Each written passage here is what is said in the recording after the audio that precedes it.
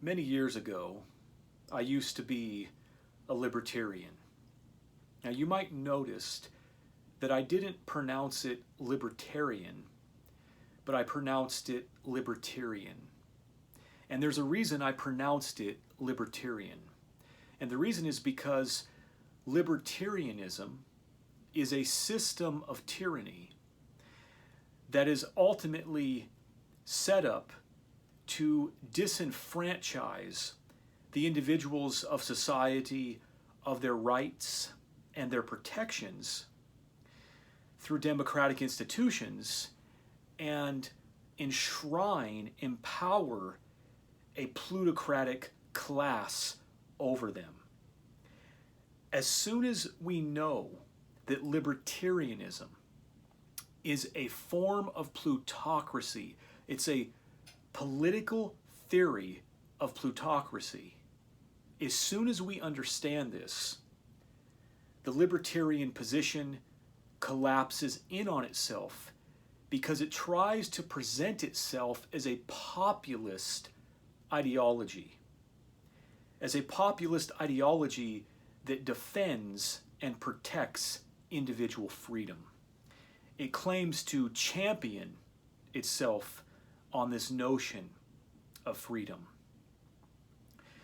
But in reality, what libertarianism is set up to do is to create an inverted system of government, meaning libertarianism is set up to indoctrinate the general public into believing that democracy is not in its best interest, and that the general public would be best served if it allowed plutocrats, if it abolished democratic institutions that are set up to hold rogue individuals accountable, corrupt individuals accountable, institutions that are set up to protect society, to protect and regulate society.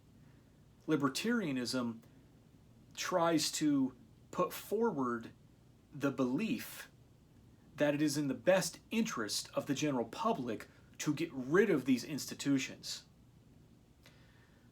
to deny and shake off this kind of society, that it is in the best interest of the individual citizens to adopt a system that is based upon deregulation.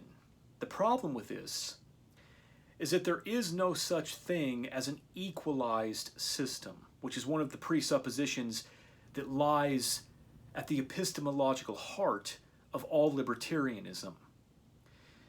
Libertarianism tries to function as though at the foundation of its position, at the foundation of society, there is a natural equalization that everybody begins, as it were, on a chessboard, that no one has a higher advantage than anyone else, and that the system should be regulated as though this equalization were a social reality. And the problem with that is that that's not the case. Some individuals are in much better social and economic situations. And so what this idea of equalization, of deregulation does, is it gives these individuals an advantage. It gives them leverage over society to further exploit and steal from society. That's what this ideology is set up to do. It is set up to sabotage and abolish a democratic government with democratic institutions that hold corporations and individuals accountable. It is set up really to destroy this accountability, this regulation, so that these plutocrats and these corporations can do whatever they want. They can all the more take advantage of and exploit individuals and natural resources, because there is no democratic protection on society. So these individuals can then operate and function in a way that they are making choices on the basis of their own advantages, their own short-term advantages, not choices that have to do with the longevity, sustainability, and well-being of society, but an impulsive logic that has to do with an immediacy of increasing one's wealth, of profit, of gaining an advantage over resources and being able to utilize and exploit those resources to enrich one's individual person, again, at the expense of society. Libertarianism is probably the most destructive political ideology that we will be dealing with in the coming years. And one of the problems with it as an ideology is that it's very difficult to be able to see the damage that it does right away. When it first presents itself on the scene, it is able to posture itself into the appearance of obtaining short-term gains, but they don't appear as short-term because no one is thinking in terms of longevity. No one is thinking in terms of sustainability.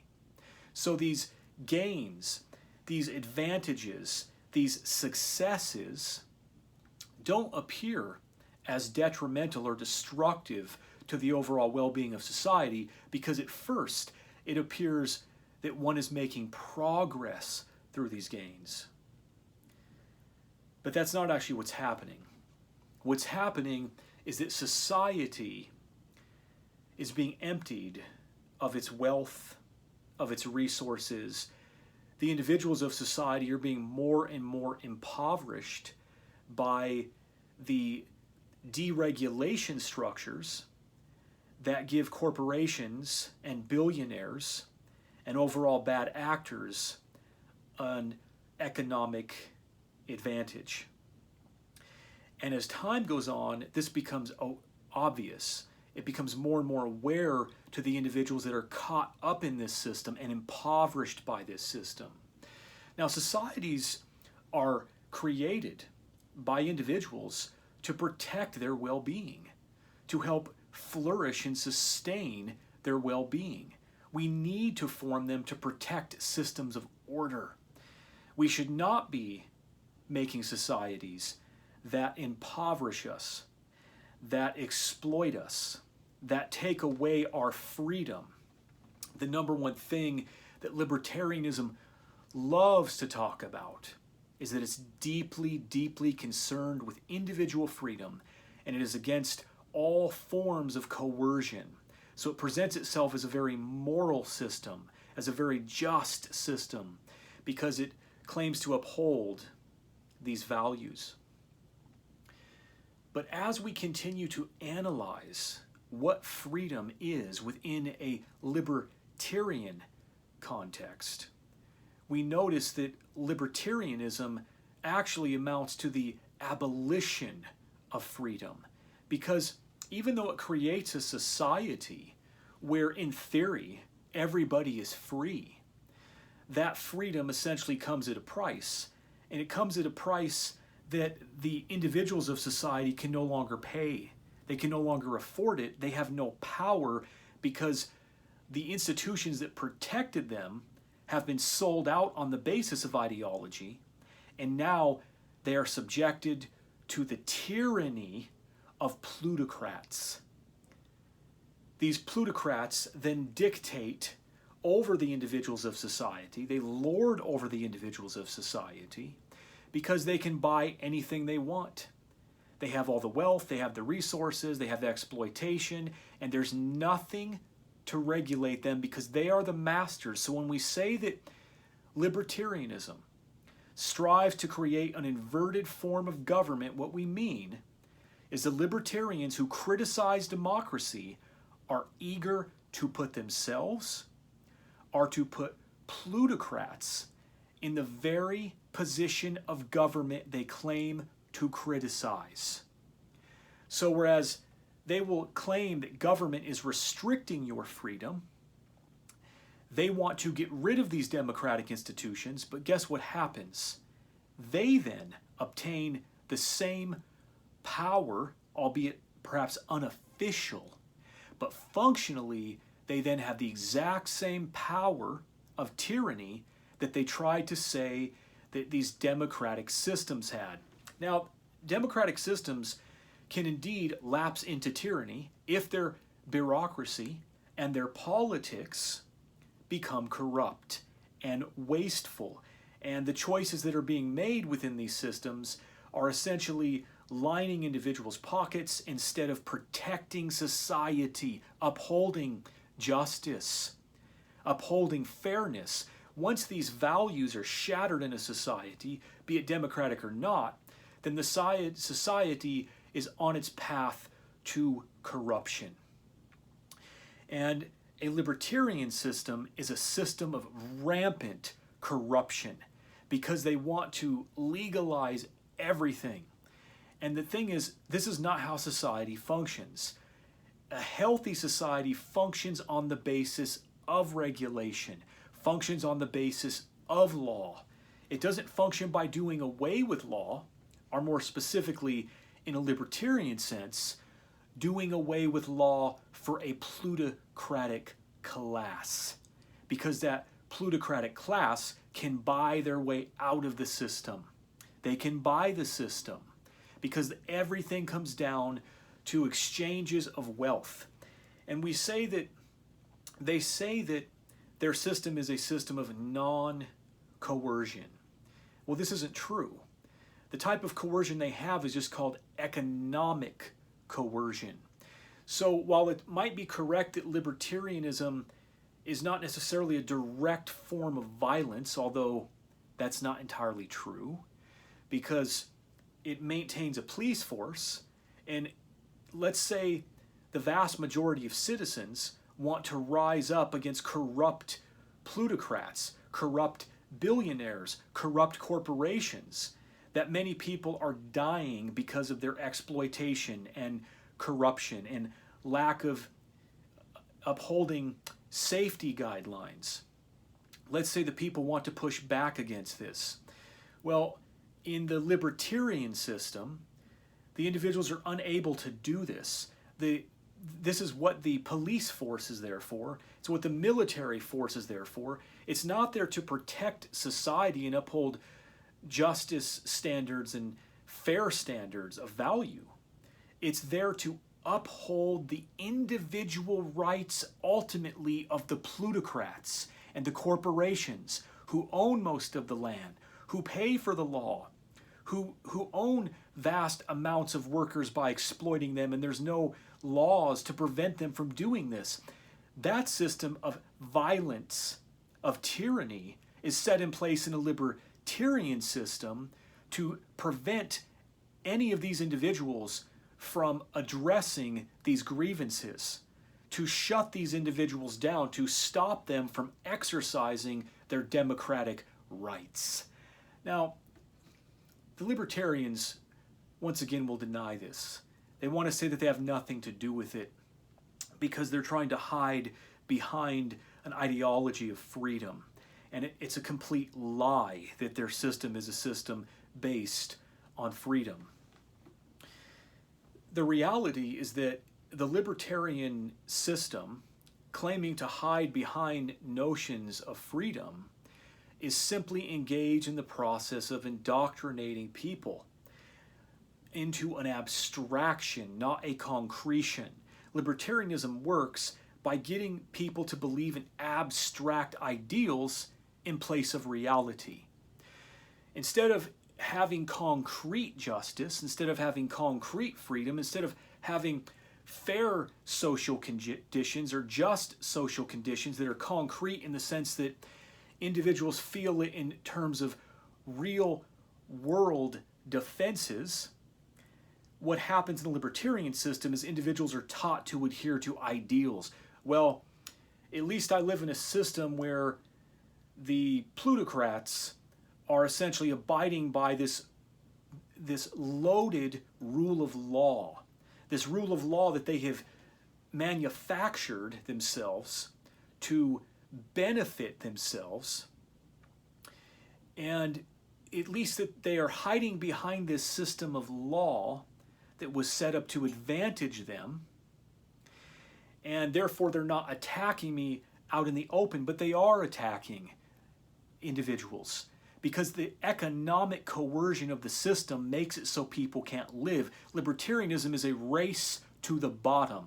So, for example, in a libertarian system, there would be no such thing as a minimum wage. There'd be no regulation on it. If you want to hire someone for $1 a day, you can do it. Now, that's immoral. That is unfair. That is unjust. But the libertarian says, no, you can do this because you've just made a contract between this person that you are hiring and your own desires and their desires. And because of this, it's just what you're doing. Now, the problem with this is that the individual's choice is not a free choice. The individual who decides to work for $1, he's deciding to do that, or she is deciding to do that because her social conditions are so terrible, because they have been impoverished by the destruction of democratic institutions that would protect things like minimum wage, that would protect things like the rights of workers to assemble and form unions, to push back against exploitative employers. Because these things have been abolished, social conditions are so destitute that the libertarian is always trying to create a system of destitution and then prey on this system of destitution. The violence of libertarianism is what we might call an economic coercion. It's impoverishing the social conditions and the economic conditions of the citizens of the world so that it can all the more easily exploit those citizens, because they will then make choices based on their desperation, which is precisely what the libertarian wants. They want people who are desperate and needy. I couldn't cover the ground of everything here. There's more to say. I wanted this to be a general introduction to libertarianism and just how dangerous it truly is, and how we're going to be dealing with it in the future. But the last thing I want to make people aware of, and I'm not sure that I can get this point across, is that one of the famous libertarians, Murray Rothbard, who has been associated with a rather ridiculous cult called anarcho-capitalism, which really has nothing to do with anarchism, but this cult of anarcho-capitalism, this libertarianism that Rothbard put forth in one of his books on libertarianism, I believe it was something like a Libertarian Manifesto or a New Libertarian Manifesto. Anyways, in this volume, he praises the Mormon Confession of Faith. Now, this is truly astounding. I cannot get across to the average listener how insane this is, that this man praises the Mormon Confession of Faith as being an example of an ideology that humans should strive to live by when it talks about how they should conduct their lives in a manner of conforming and go about working. The fact that he would quote this is an example that there are more dangerous ideologies than religion, ideologies that seek to exploit people by making use of religion. Any emancipatory ideology that makes use of religion in this way that Murray Rothbard does, to proclaim freedom, or to say that an individual is living their freest life, their most emancipated life, this is an individual who is duping other people. This is an individual who is manipulating other people with religion. And perhaps one of the most interesting things about libertarianism, and I'll end with this, is that as an ideology, it tends to function in society as a solution to religion. In other words, one of its great dangers is that it tends to function as a post-religious ideology. So this means that individuals who have come out of religion, who've been emancipated from it, been deconverted from its ideology, they tend to find libertarianism to be very attractive because it presents itself as a naturalistic ideology that is rational. That is, it's a rational approach to the world. That's its entire leverage point. That is offering a rational approach to existence. That if you don't want to live according to the moralism of religion, well, you can live according to the rationality of libertarianism. And the problem with this is that libertarianism is neither a form of rationality, although it's very, very good at presenting itself this way. It's neither a form of competent rationality, and neither is it a system that is concerned with real, concrete human emancipation. It is concerned only with an idealized version of emancipation. It is not concerned with concrete freedom, which has to do with the quality of existential conditions. And that refers to social conditions, economic conditions in which an individual finds themselves. Where these conditions are impoverished, an individual loses their power and they are not free. And this is the system, this system of destitution and impoverishment that libertarianism seeks to bring into power. So this idea that this libertarian system is an alternative to religion, it's a rational alternative to religion, that if you are looking for a place to go in society, that you can land on libertarianism because it's a continuation of the Enlightenment project. And it's not. Libertarianism, to say it one more time, is a plutocratic ideology. When I say ideology, it means it is a conceptual system of abstraction that is meant to induce individuals to believe in concepts or premises that get them to give away, to vote against, to throw away, to side against their own concrete freedom. It is set up to get these individuals to vote against their own existential interest. It's an ideology that's meant to dupe them and bring plutocrats into power who eventually lord over them. And once these plutocrats are in power in the system, there is nothing that can hold them accountable. That's why billionaires and corporations are drawn to the ideology of libertarianism. That's why libertarianism is such a dangerous ideology, because it is set up to bring these plutocrats into power. And once they're in power, there's no way to put a check on their power or to stop an endless process of exploitative accumulation. These individuals then begin to lord over society, over the freedom of individuals. Their freedom exists as a threat to the freedom of everyone else in society.